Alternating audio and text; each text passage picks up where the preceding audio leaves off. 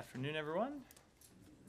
Third day in a row. I do not have any opening remarks, so Oh my gosh. Matt, Really? There's I've- nothing going on in the world I have that wanted- you would like to opine on? I have wanted without- to, I have wanted to come in here 3 days in a row and talk about the University of Texas road win against the Alabama Crimson Tide on Saturday night, a big upset, but I decided that maybe that's not the best use of this Okay, I podium. thought you were from Utah. Utah. No. Did you say you thought I was from Utah? Yeah. Texas. I thought Texas. The University of Texas. UT. Different UT. Hook 'em. Hook 'em horns. Okay. All right. Well, and thank you for not going into the Bills-Jets game. I wanted to go back to the Iran stuff that we were talking about yesterday, and the assertion from the administration that billions of dollars in escrow accounts had been sent back or withdrawn by Iran during the previous administration without any restrictions at all. Do you have any more? Yeah, all I'll say is, so after the previous administration withdrew from the JCPOA and reestablished or reactivated these accounts, they did not set up any procedures to give the U.S. government either visibility or oversight into how the money was being spent. Now, look, that wasn't required by law, but we have decided. Well, in fact, it was, wasn't it? No, it wasn't required by law that they set up Yeah, but it was required by U.S. law, by law that was signed by the president, several presidents, that any money in these accounts be spent on for only humanitarian It's purposes. not, well, no, that's not quite accurate. It could be humanitarian or other non-sanctionable activities. So there are 2 points. Okay. 2 points. So they could 2 points. One, So they could buy some Iranians Snickers bars, could okay? buy Non-humanitarian, but non-humanitarian, other non-sanctionable activities. But I think the larger point I was making, without direct visibility and without a mechanism for oversight, you are largely asking to trust the Iranians, which is not something that we are willing to do for a number of reasons, which is why when we are setting up these counts or setting up the regime for these accounts in Qatar, we are setting up visibility and oversight mechanisms so we have clear visibility into how the money is being spent and have the ability to oversee it and take action if it's being spent for non-humanitarian measures. okay. So I'm still pressing for details about how many billions were taken out of India and Turkey and Japan and South Korea that the Iranians were able to spend on, willy-nilly. So we don't have perfect visibility into this question because of the situation I just outlined, which is we don't have visibility into the accounts and how they were being used. So you don't know. Well, let me just say, we do have information that has led us to conclude that they were spent down by billions of dollars, in some cases all the way to zero, but we do not have perfect visibility In which about cases were they spent all the way down to zero? I don't have specific details on that. Okay. It's my understanding that, in fact, these countries, particularly India, South Korea, and Japan, were well aware of OFAC restrictions on the escrow funds, on the funds that they were holding in escrow, and would not give the Iranians anything unless it was, specifically approved and sent through either the failed European Instex exchange or then the almost failed Swiss humanitarian channel. Two things. Is that incorrect? First of all, those aren't the only countries. China is another country that had one of these accounts. Well, you know what? But when was the last time the Chinese obeyed U.S. sanctions? Or, that's my point. Respected them. No, I'm talking about countries. I know, and I'm about to. India had the largest amount, and I'm about to get to China. that. Okay. I can't speak to the other countries' procedures, but what I can say is, from our perspective, we think it's important that the United States government itself have direct visibility and direct oversight of these transactions, which is why we insisted on it as part of these negotiations. Okay, and so your direct transparency, your direct visibility into the accounts that still are in South Korea, Japan, India, Turkey, how much are left in those? That's the same. We do not have direct visibility. We do not know with any sort of You fidelity. just said your whole point was that With the account that's being that we want to have with the account that's being set up in Qatar. What you came in was to get direct visibility, and now We you're are getting telling me we are getting that direct. you don't have any visibility. No, that's not what I said. I'm saying Well, we are able to set up this new account in Qatar. We are able to set it up under rules that allow us to have direct visibility into how the transactions well, are I'm being, talking or about how the money's being spent. But the claim that was made on Monday and Tuesday was that when this administration came in, you set up these specific rules and restrictions on how these funds being held in escrow could be used, so that you would have direct visibility into it. And now you're saying that the previous administration allowed billions of dollars to go to Iran without any restrictions on them. But the visibility that you say that you got 3 years ago, you don't have because you can't tell me, or Treasury can't say how much, or I guess we could go to India, Japan, China, and Turkey and ask them. I don't know that they'll tell us. But if you don't know how much is left in these accounts, for sure, you're just guessing, aren't you? At saying that they've all been depleted. It is not just. It is not. In some cases, we have very low visibility. In some cases, we have better visibility, which leads us to believe that the billions have been spent. And in some cases, we believe. Okay, well, where's the better visibility, and how much is left in those accounts? That's what I said. And how much did the Iranians get out during the previous administration? Well, if you can't say that, how can you make the I don't understand how you can. Because there is some information that we have available to us with good fidelity, and that's what I've been able to provide, and others that we don't. Well, with good fidelity, what does that mean? That you suspect that someone emptied No, a bank it means account? the statement I said that we can see that they've spent down billions. M&T Bank, right, and draw it down to zero, you should be able to tell, or someone should be able to tell if it was at zero or not. Right? Why can't you tell? I don't understand. These are not accounts held in the United States. I know, so we do not have perfect visibility into them. Partner. Japan and South Korea are treaty allies of the United States. How do you not know how much is left in these accounts? With respect to some accounts, we are able to see. I do not have all of those details available. With some accounts, we do not have perfect visibility. What we can see is that billions of dollars were spent down without any U.S. government visibility or oversight at the time that money was being spent. I don't understand how you can say that without knowing how much is in the accounts. We have a variety of ways to gather information. So do I, and one of them is talking to former administration officials who say this never. One of them is talking to former people who were in office during the time that what you would say was happening, and they say it didn't happen. And they say there was only a very small amount that was sent to Iran, and it was for humanitarian purposes, and it was through mainly the Swiss humanitarian channel, which only succeeded in apparently one or two very small transactions in the tens of thousands of dollars. And then there was also Instex, which completely failed and didn't do anything. So I'll drop it. I take their claims, but that is just not the information that we have. Go ahead. Does somebody else want to pursue Iran? Could I switch topics? If I may. Go ahead, Sean. Let me just to North Korea, actually, with Putin and Kim Jong-un meeting.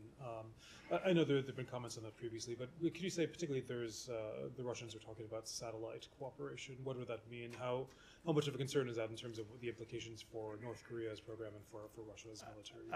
I would say it is troubling when you see the Russians talking about cooperating with North Korea on programs that would violate UN Security Council resolutions that Russia itself voted for. Now, we obviously don't. We haven't seen the full manifestation of this meeting yet, or what the full outcomes of this meeting will be. But when you see the two, when you see Kim Jong-un vowing to provide full, unconditional support for Russia's so-called sacred fight to defend its security interests, which of course is not what it's doing with respect to the war in Ukraine. That of course is troubling. When you see what looks to be increased cooperation and probably military transfers, as we've said for some time, we have reason to believe they were going to discuss military transfers. That is quite troubling and would potentially be in violation of multiple UN Security Council resolutions. You say potentially. I mean, one of the things that they're mentioning is on the satellite specifically. I know you said you don't have the full manifest of what's going there, but in terms of what, I mean, the United States has said that the satellite program that North Korea has is used to develop ballistic missiles. Exactly. Is that a concern that Russia could be actively promoting, improving the North Korean ballistic missile? Absolutely. That's why that was what I was referring to in my reference to the multiple UN Security Council resolutions against North Korea's ballistic missile program, which Russia itself voted for and now could potentially be violating. Okay, just one more. Yeah, I mean, just in terms of the consequences, I think Jake Sullivan himself has said that there's a potential for, not to put words into it, potential for sanctions, for further actions on this. What is the United States looking at? I mean, is there the potential for some action on the basis of this? So we're going to watch very closely what comes out of this. I spoke to this somewhat the other day. We're looking at, I will say there are two different possibilities of weapons flowing two different ways here, right? With respect to either direction, we would watch very closely and be concerned, and will not hesitate to impose sanctions if and when it's appropriate. And then I want to speak specifically for a second about the idea of North Korea providing weapons to Russia, which I spoke to the other day, but I don't think you were here. One, just the overall context. I think it's important to restate again that a year and a half ago, Vladimir Putin launched this war thinking he was going to restore the glory of the Russian Empire, failed in all of his maximalist imperialist aims, and now a year and a half later, after losing tens of thousands of Russian soldiers and spending billions and billions of dollars, here he is begging Kim Jong-un for help. So it says something about the overall context of how this war is going for Russia. And with respect to what any outcomes might be, we have taken a number of actions already to sanction entities that have brokered arms sales between North Korea and Russia, and we won't hesitate to impose additional actions if appropriate. Can I just follow up? She raised her hand. Go ahead. Right. We'll get to you, Said. Has there been any interaction between U.S. officials and Chinese officials on this matter, given it would likely be a concern of Beijing if Russia were to provide nuclear technology to? Not that I'm aware of. Not aware of any specific interaction. But the meeting just happened today, so I wouldn't rule it out. And we do have somewhat regular engagements with Chinese officials going forward. We have, I will say, the Secretary Blinken raised North Korea's nuclear program and North Korea's ballistic missile program in his engagements with Chinese officials when we were in Beijing, and we regularly raise that in our conversations with Chinese officials because we think because of the close relationship that China has had with North Korea, that if they're willing to play a productive role, they're able to, and they have some influence with the regime in North Korea. So I would anticipate we would raise it, but I'm not aware of any specific interactions that have taken place meet yet. with whoever the Chinese delegation leader is at UNGA next week. I don't have any specific meetings to announce yet, but stay tuned over the course of the next couple of days. Janie, go ahead. Thank you, Matt.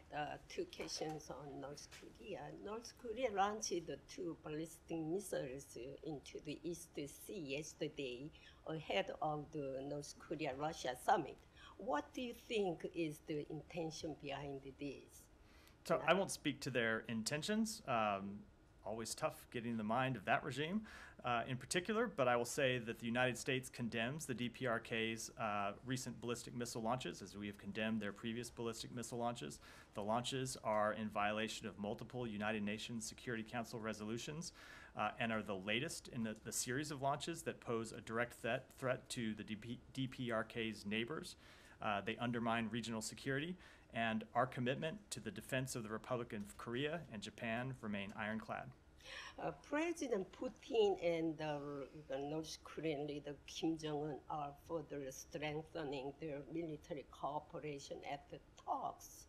How will the United States choose a diplomatic or military approach to resolve the North Korean nuclear and missile issues in the future?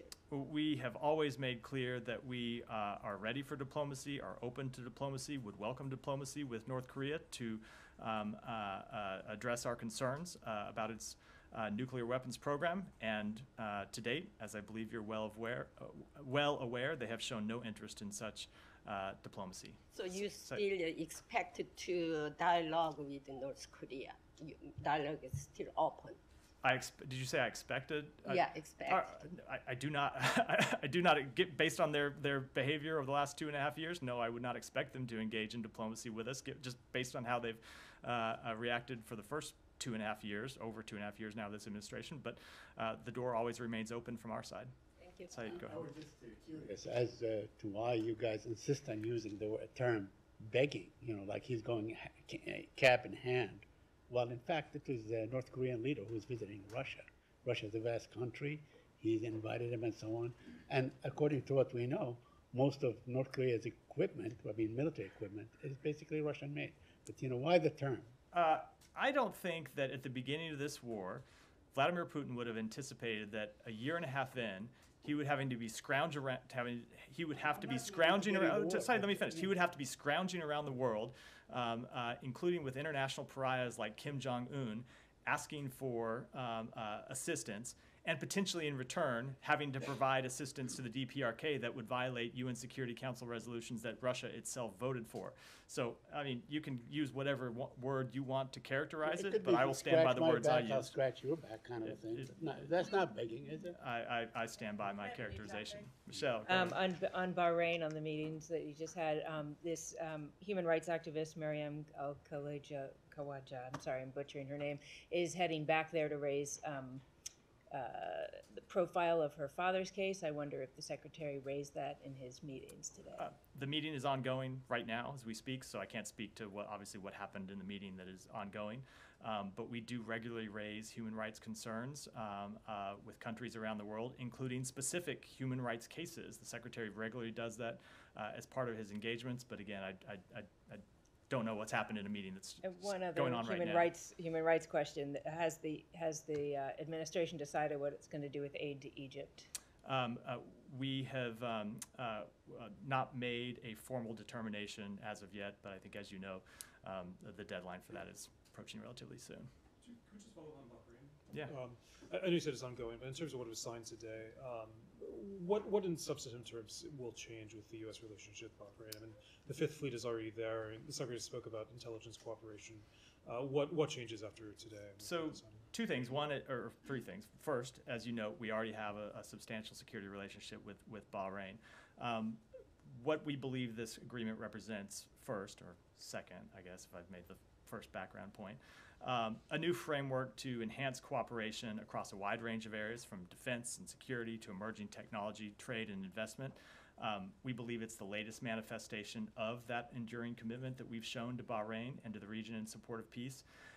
And then I think the last point I would make about it is that this is a bilateral agreement between the United States and Bahrain, but we see it as potentially the cornerstone for cooperation among a broader group of countries that share mutual interests and a common vision with respect to deterrence, diplomacy, and escalation.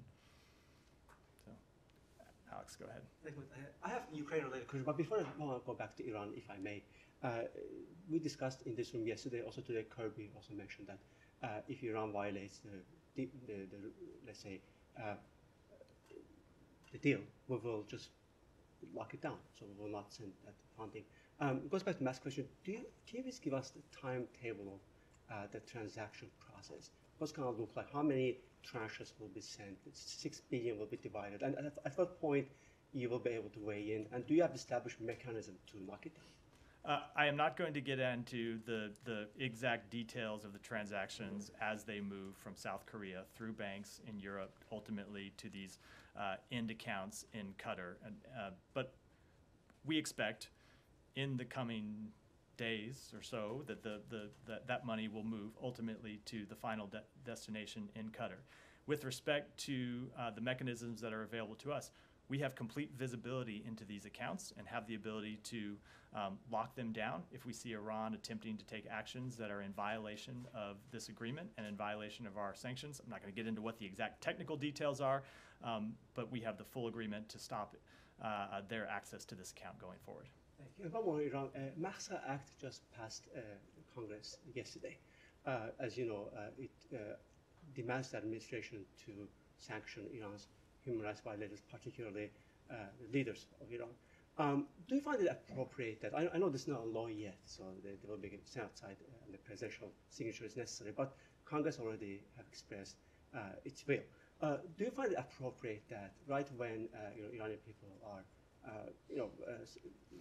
going through this painful process, this first anniversary of Mahsa Amini's murder, do you find it appropriate that the butcher of Iran will not only be allowed to enter the United States territory, but also will be welcomed by local human rights, local NGOs, such as Council of Foreign Relations, led by former administration officials? How appropriate is that? So I will just say that as has been longstanding precedent has happened under, going back really since the UN was founded and based in New York, we have an obligation as the host country to admit representatives of other countries, no matter what we think of those countries' policies, and that has long been the case as our obligation of the United Nations. With respect to the president of Iran being hosted at a think tank in New York, I won't speak to that in particular. They're obviously an independent organization that can make their own decisions, but I would say that when any organization hosts such a figure with a long history of spreading mistruths and saying things that making claims that are not accurate, we would just urge them to watch very carefully what he says, make sure they hold him accountable, make sure that their members have full access to truthful, accurate information, and I would expect that they would do that. And the fact that One more, and then I'm going to move thanks around. so much. The fact that bill passed the House, will that change your calculus on your end in terms of sanctioning Iran's supreme leader before it becomes a law?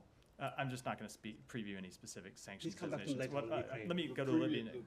The answer that you gave just prior to that was about Raisi speaking at CFR, yeah. So back in the previous administration, there had been restrictions placed on Iranian diplomats going to New York, which limited their movements to between their mission or residence and the UN itself. Now, recognizing that Manhattan is not exactly in a huge area, still CFR is outside of what the range, what the perimeter had been for them before. I recognize that shortly after this administration took office, you guys rescinded those restrictions.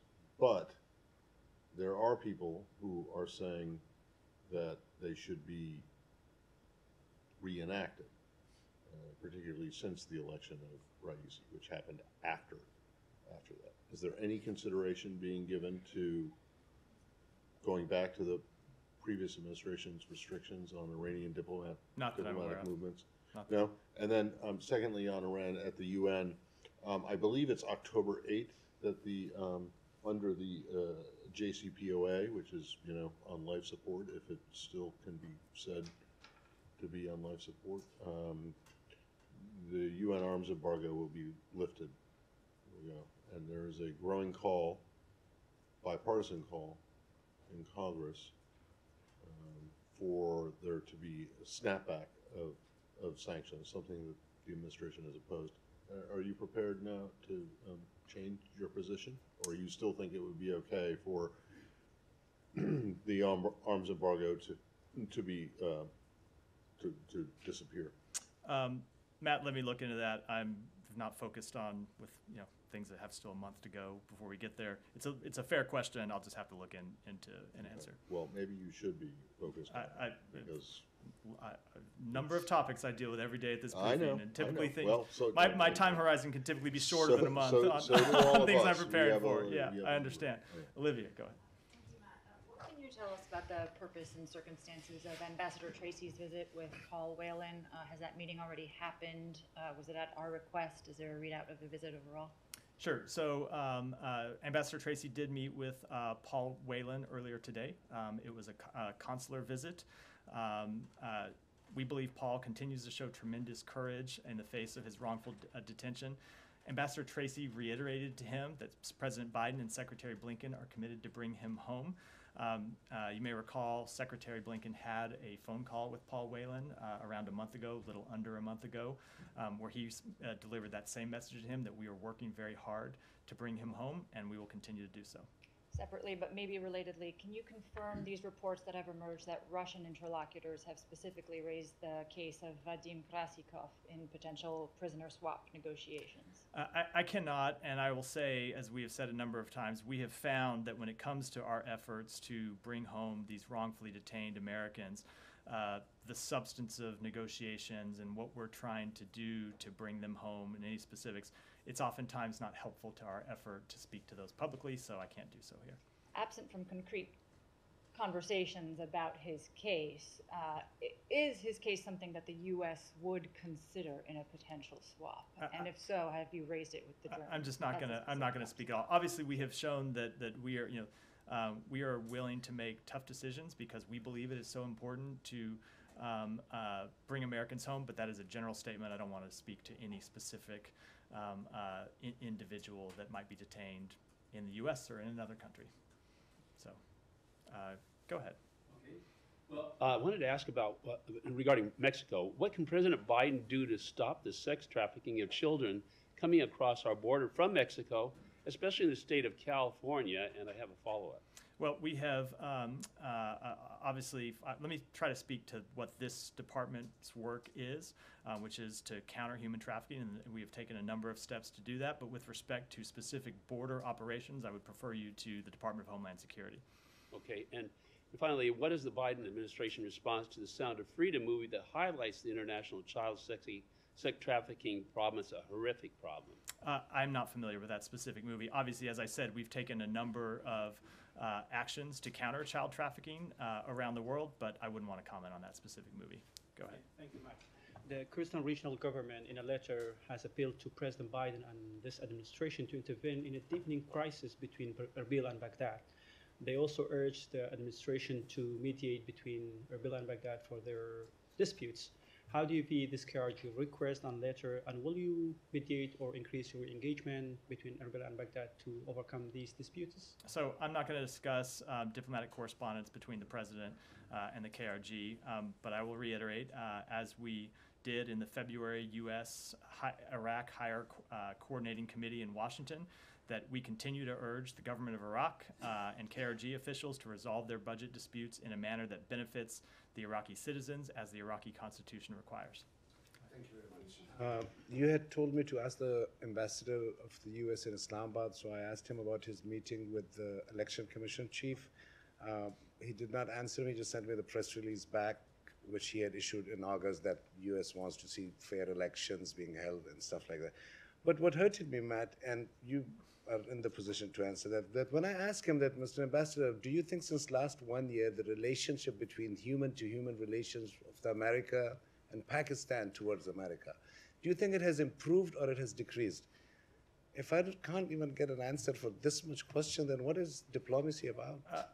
I will answer the question this way, as I have said, I believe before, in response to similar questions, that Pakistan is an important partner of ours, and we greatly value the relationship between our countries, both between our two governments and the people-to-people connections. Matt, one question about Afghanistan. Pakistan and Afghanistan are having border issues on Torkham since last few days. Thousands of people are stranded. What is the U.S. position on that? Obviously, we would encourage those two governments to work together to resolve that issue. Go ahead. I gotta get to other people in the room. From Airway News. House Foreign Affairs Committee Chairman Michael McCall has requested testimony from 3 Biden administration spokespersons, including our dear friend Ned Price, on the chaotic troop withdrawal from Afghanistan. Will state encourage Price testimony before the House committee? So we obviously are in receipt of that request.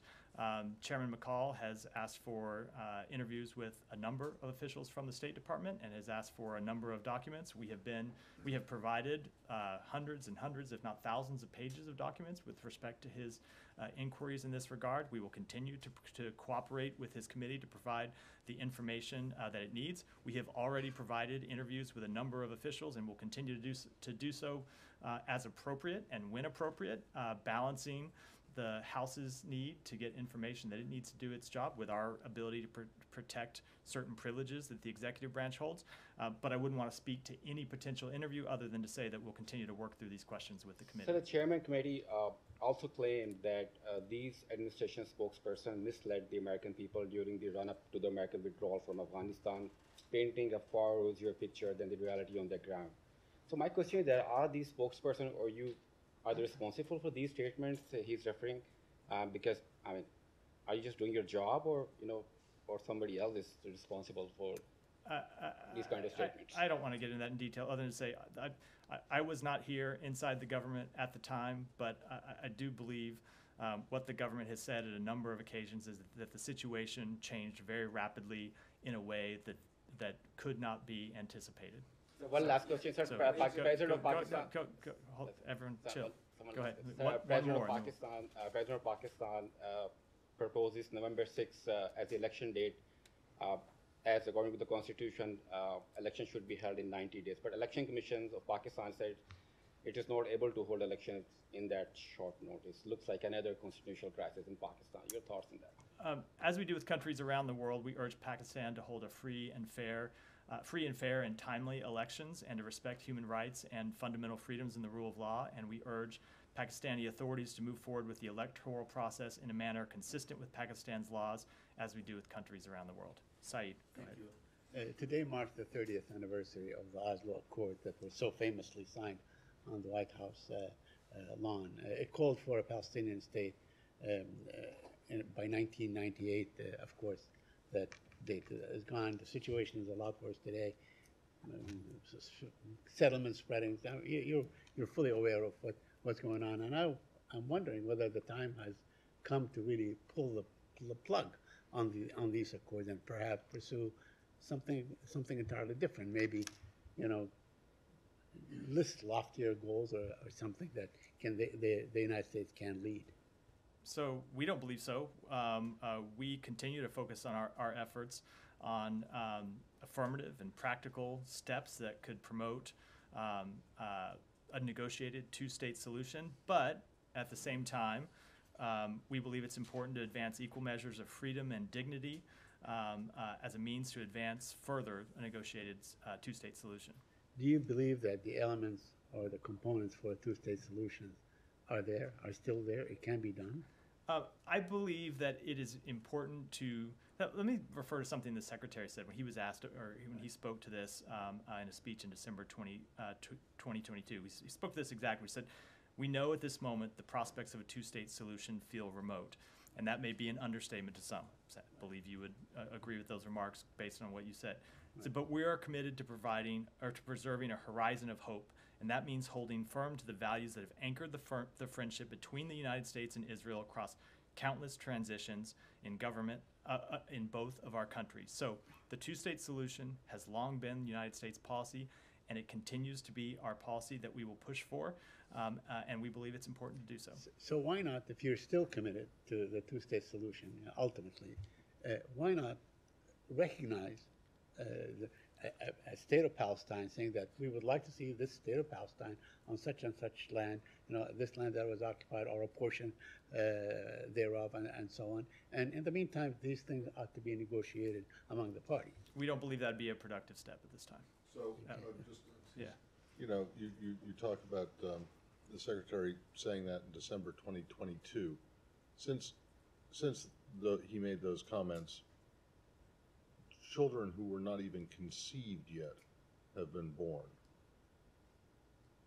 Do you think you're further away or closer today to a two-state solution? I don't think I want to make a judgment about further or closer, other than to say, again, it remains our policy and something we regularly push for in dialogue with officials from the government. And then secondly, and I don't think you'll have a lot on this, but the case of Elizabeth Surkoff, who is this Israeli-Russian citizen who's been being held in Iraq, but who has connections to the U.S. Do you have anything more on that? I don't. I'm happy to look into it further, see if there's more. Matt, just a quick question on the visa waiver. Just a quick follow-up. Is the U.S. still committed to ensuring Israel adherence to the principle of blue is blue prior to admission of the U.S. visa waiver program? I will say is that we are, if by blue, you're referring to blue passports? Yes, is that what you mean? Yeah, blue. I mean, that's what they call, you guys call it. We are committed to the principle that all American citizens be treated equally, yes. Work some of this. Go ahead.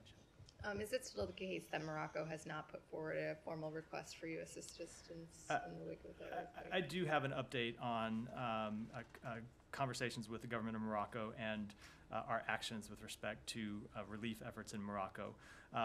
One is that the United States Agency for International Development has deployed a small assessment team to Morocco to liaise with local responders, assessing the situation and identifying humanitarian needs.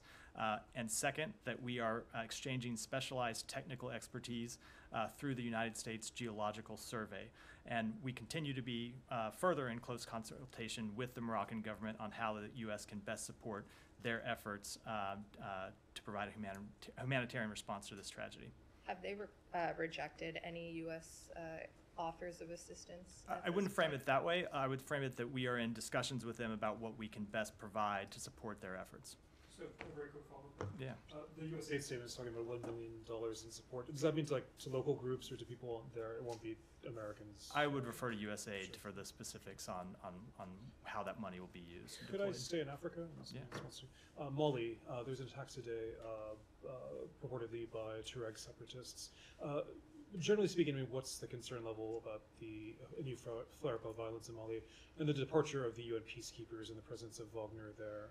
To what extent are those factors? We continue to be concerned both with the situation on the ground in Mali and with the presence of Wagner, or whatever you call the remnants of Wagner, after the death of Yevgeny Prigozhin. We believe that they're a destabilizing force in a country that did not need further destabilization.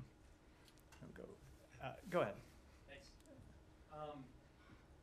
So last week, NATO Secretary General Jens Stoltenberg made some comments on kind of what precipitated the war in Ukraine, and I'll just quote him here. President Putin declared in autumn of 2021 and actually sent a draft treaty that they wanted NATO to sign to promise no more NATO enlargement. That was what he sent to us, and it was a precondition to not invade Ukraine. Of course, we didn't sign that. So I'm just wondering, there were also some remarks by Councilor Blinken last year that the Secretary U.S. Blinken? Secretary Blinken made I didn't know if you meant Councilor Chalet, or, you know, I misspeak enough that I am not faulting you for having done so, trust me. But Blinken apparently expressed a similar sentiment. So I'm just wondering, in hindsight of what has transpired in the war, whether that decision was worth it and maybe what was behind that decision. So I'm not going to speak to what were private diplomatic conversations. I will reiterate what we said at the time, which was NATO has an open door policy, and we were not willing to compromise NATO's open door policy, nor do we believe it is appropriate to compromise NATO open door policy, nor is NATO in any way a threat to Russia. NATO was then and is now a defensive alliance. We always made clear in the run-up to that war that we were willing to engage in diplomacy with Russia. The Ukrainians made clear that they were willing to engage in diplomacy with Russia about legitimate regional security concerns.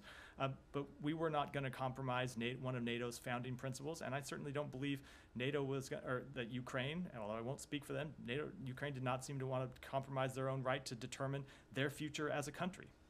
Go ahead. Could I just get one quick Yeah. follow-up? So when you weigh that, one is weighing that open door policy with the horrible consequences of the war, which Stoltenberg cites as one of Russia's primary negotiating points, and then two is, do you not see any security concern, even if it is a defensive alliance, a security concern with NATO members often hold U.S. military assets on their territory. So is there not a concern from not wanting that on your border if you're kind of one of our adversaries like China or Russia? I will just say, I think you might be being, with all due respect, a little too incredulous with respect to your treatment of statements reported and offers reported to be made by Vladimir Putin.